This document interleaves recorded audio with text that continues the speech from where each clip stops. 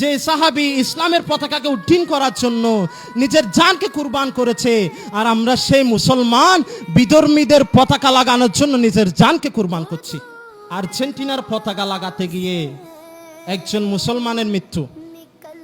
এই বাংলাদেশে এরকম ঘটনা ঘটছে, আপনারা দেখেন নাই? মিডিয়া তো অহরহ। কালকে একটা নিউজ দেখলাম, সে একজন ভ্যান চালক, সে একজন কি ভ্যান চালক, আর্জেন্টিনা সাপোর্টার। সে কি করেছে জানেন? নিজের বউয়ের নামে ব্যাংক থেকে 50,000 টাকা ঋণ নিয়ে সে আর্জেন্টিনার পতাকা এবং দেওয়ালিকার জন্য খরচ করেছে। দেখেন, একজন ভ্যান চালক মুসলমান, সে ব্যাংক থেকে ঋণ করেছে, করে বিধর্মীদের পতাকা তোলার জন্য 50,000 টাকা খরচ করেছে। এটা কি মানা যায়? অথচ আমরা কি ভুলে গেলাম, আমার নবী সাহাবী হযরতে হানজালা রাদিয়াল্লাহু তাআলা আনহু, তিনি ইসলামের পতাকাকে উড্ডীন করার জন্য, ইসলামকে বিশ্বময় ছড়িয়ে দেওয়ার জন্য সবেমাত্র বিবাহ করেছেন, বিবাহ করে বাসর ঘরে গিয়েছেন। এদিকে আমার নবী কাফেরের বিরুদ্ধে জিহাদ ঘোষণা করেছে।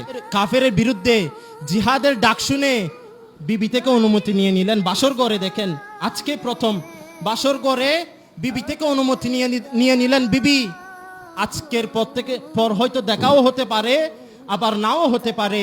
রাসূলুল্লাহ জিহাদের ডাক দিয়েছেন কাফেরের বিরুদ্ধে, আমি চলে যাচ্ছি, তোমার সাথে দেখাও হতে পারে, নাও হতে পারে। তিনি বিবি থেকে অনুমতি নিয়ে বিবিকে বিদায় দিয়ে চলে গেলেন রাসূলুল্লাহর ডাকে, তিনি চলে গেলেন। এরপর জিহাদ শুরু হলো কাফেরের বিরুদ্ধে। আমার নবী সাহাবে কেরাম এমন জিহাদ করেছেন, আল্লাহ মুসলমানদেরকে বিজয় দান করেছেন। সুবহানাল্লাহ। ওই জিহাদের মধ্যে, ওই যুদ্ধের মধ্যে হযরতে হানজালা রাদিয়াল্লাহু তাআলা আনহু ইসলামের পতাকাকে উড্ডীন করার জন্য, ইসলামের পতাকাকে বিশ্বময় ছড়িয়ে দেওয়ার জন্য নিজের জানকে কুরবান করেছে। সুবহানাল্লাহ। আজকে আমরা সেই মুসলমান, যে সাহাবী রাসূলুল্লাহর কালিমা পড়ে মুসলমান হয়েছে, আমরাও সেই রাসূলের কালিমা পড়ে মুসলমান হয়েছি। যে সাহাবী ইসলামের পতাকাকে উড্ডীন করার জন্য নিজের জানকে কুরবান করেছে, আর আমরা সেই মুসলমান বিধর্মীদের পতাকা লাগানোর জন্য নিজের জানকে কুরবান করছি। নাউজুবিল্লাহ বলেন। এটা মুসলমান হয়ে মানার বিষয়? এটার চেয়ে লজ্জার আর কি হতে পারে? রাসূলুল্লাহ কি এটা দেখে খুশি হবেন নাকি নারাজ হবেন? হায় হায় হায়।